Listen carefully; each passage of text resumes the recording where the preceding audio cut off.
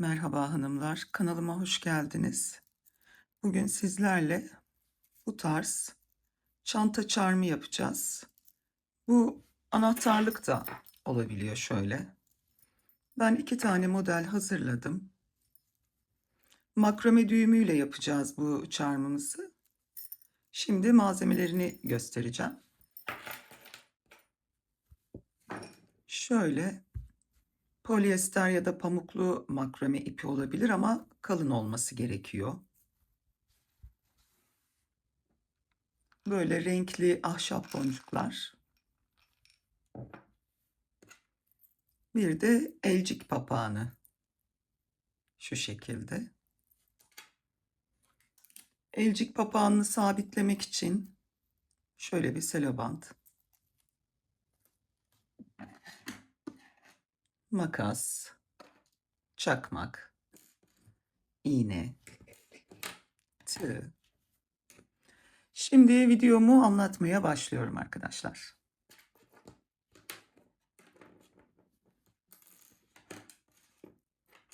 Öncelikle şu şekilde 70 santim 3 parça makrame ipimizi keselim lütfen.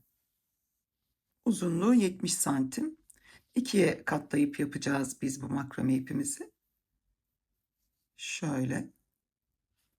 Şu şekilde olacak yani. 3 parça keseceğiz hanımlar. Evet, şimdi ipimizi papağanımıza takıyoruz. Bu şekilde 2'ye katlıyoruz. Sonra bu ucunu bu aradan şöyle tığın yardımıyla yapayım. Çıkardık.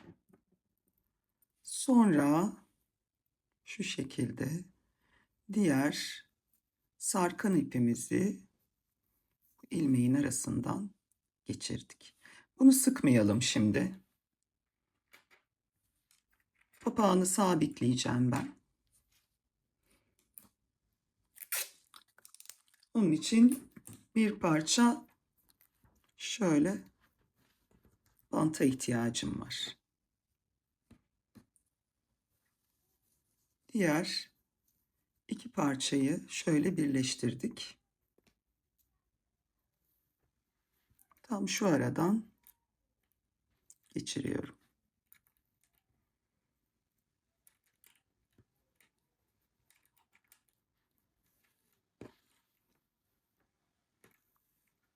İkisini de eşit uzatacağım. Evet. Şimdi bu düğümü sıkıyorum. Şöyle düzeltip tekrardan.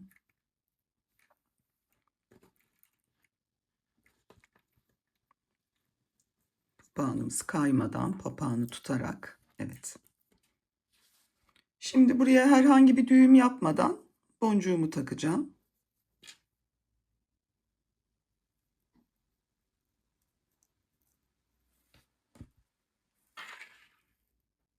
Evet. Şimdi makrame düğümünü anlatmaya geçiyorum. Sol taraftaki ipimi diğerlerinin üstüne koydum. Orta sabit kalacak. Şimdi sağ taraftaki ipi ortadaki ipin altından şu şekilde geçiriyoruz ve sol taraftaki ipin üstüne alıyoruz. Şu şekilde makrame düğümümüzü yapıyoruz.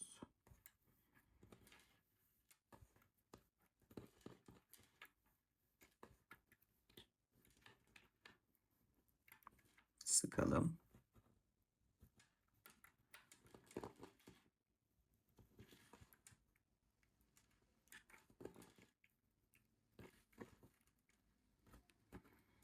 Şimdi aynı şeyi sağ taraf için yapıyoruz. İpimizi 2 ipin üstüne aldık. Sol taraftaki ipi ortadaki sabit ipimizin üstünden, altından pardon, geçiriyoruz. Şu şekilde düğümümüzü yapıyoruz.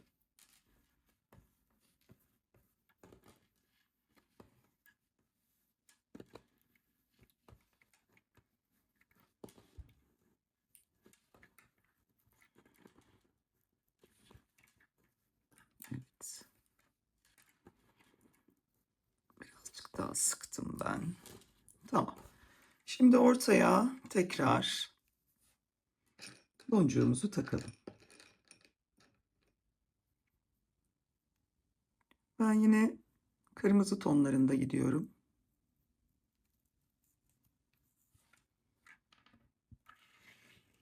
Şu şekilde.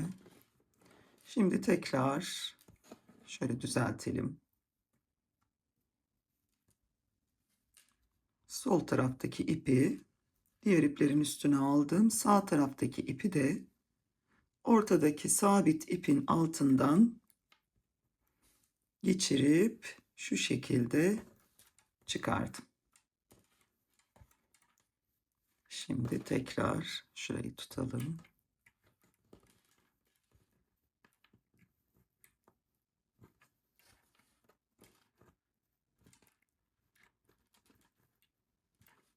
Ortadaki ipimizi de arada çekelim. Şunları da şöyle bir elimizle düzeltelim. Şimdi tekrardan sağ taraftaki ipi alıyorum. Bu şekilde. Sol taraftakini ortadaki sabit ipin altından çıkardım ve sağ taraftakinin üstünden geçirdim. Bu işleme makrame düğümü diyoruz. Evet, şöyle. Yalnız ipim pamuklu makrame. O yüzden de kaymıyor. Olsun, sıkıntı değil. Bu sefer de bu iple çalışmak istedim. Nasıl duracağını merak ettim çünkü. Bu polyesterdi. Evet. Birazcık daha şöyle sıkıyorum. Ortayı da çekiyorum. Şimdi tekrar boncuk takacağım.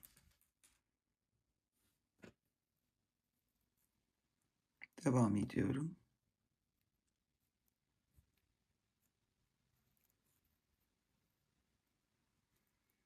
Bu ahşap boncuklarla çanta askısı da yapıyorum ben. Bir günde onun videosunu paylaşacağım sizinle. Şimdi tekrar solu üste aldık. Sağ taraftakini ortadaki sabit ipin altından geçirip sol taraftakinin üstünden çıkarıyoruz. Yine şöyle sıkarak.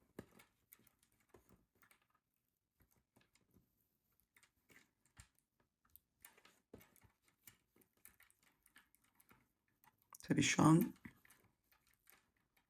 videoyu aldığım için çok yavaş yapıyorum. Şu ortadakini yine çekelim, sıkıştıralım. Şimdi sağ taraftaki için önce solu alıyoruz üstten, sonra sağı alıyoruz. Şu şekilde. İpim de zaten küçülmeye başladı. Şöyle.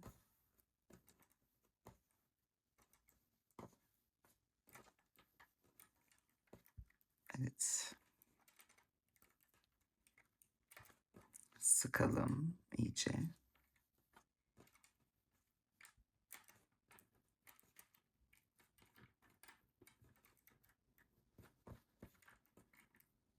İplerin uzunluğunu siz kendiniz de ayarlayabilirsiniz. Uzun püsküllü bir charm isterseniz iplerinizi 80 santim de yapabilirsiniz. Şimdi ben bir tane de gold boncuk takacağım. Onun için hemen şuradan aldım. Sonuncuyu böyle yapacağım. Hemen geçirelim içinden.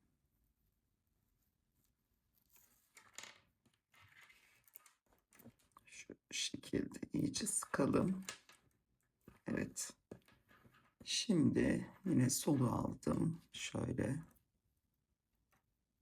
Sağı aldım. Alttan geçirdim. yerleştirdim.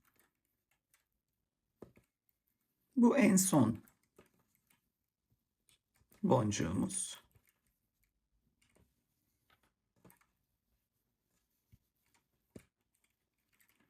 Birazcık daha sıkayım. Pardon, çok sıktım. Önemli değil.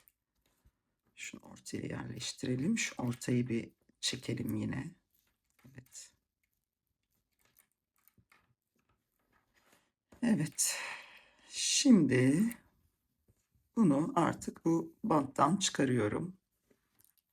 Buraya yine bir makrame düğümü atacağız. Bu daha farklı bir teknik. Şu şekilde. Bakın. Boncuklarımızı böyle düzeltebiliriz.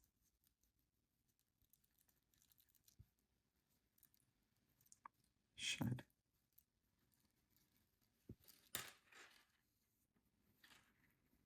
Şimdi buraya bir düğüm tekniği göstereceğim size. Şimdi bu düğümü şöyle simli polyester bir iple yapacağım. Bunlar çok sağlam ipler, öyle kolay kolay kopacak ipler değil.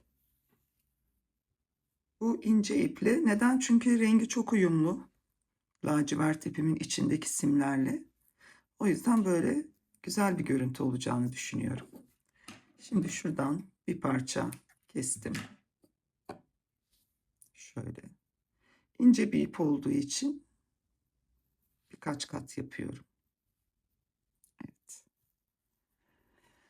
Şimdi şu şekilde katlıyorum ve çarmıhımın arka tarafından düğümü atacağım. Şöyle elimle tutuyorum. Kısa tarafı kalıyor, uzun tarafını sarmaya başlıyorum. Yukarıya doğru saracağız. Şuradaki şu baş kısmı parmağımın altında olacak. Onu salmıyoruz kolay kolay. En son zaten onun içinden geçireceğim. Bir tık daha yukarıdan alacağım ben. Şöyle. Evet. Sarıyorum. Bir daha. Bir daha. Sıkı sıkı saralım lütfen.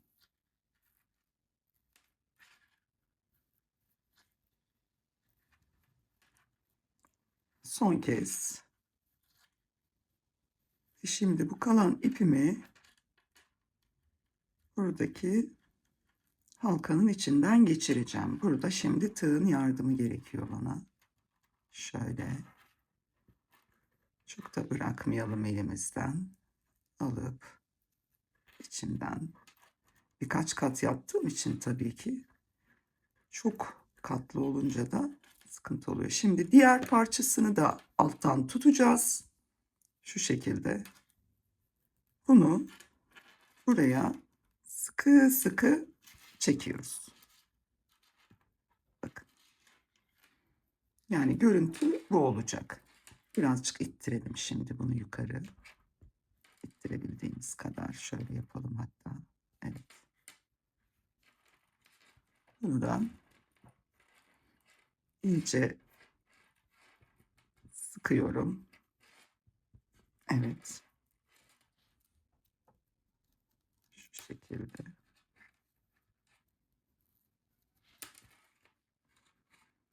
Arada bir tane kaçak var. Onu yakalayalım. Evet. Şöyle çektim.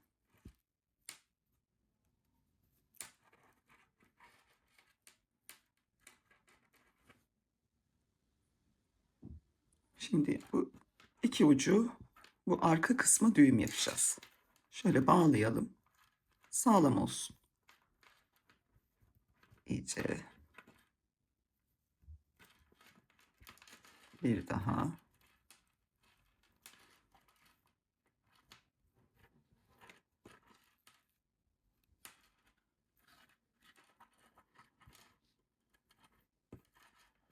Sıkı sıkı. Şimdi keselim.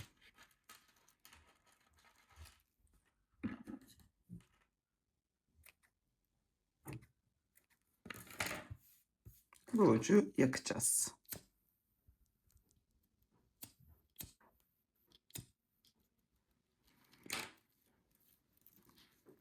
Evet. Şimdi şurayı kesiyoruz. En kısa hangisiyse oradan keseceğiz. Hemen şuradan kestim. Evet. Charmımızı bitirdim. Bu şekilde. İstediğiniz ölçüde boncuk kullanabilirsiniz. Ve bu da öyle. Gayet güzel oldu.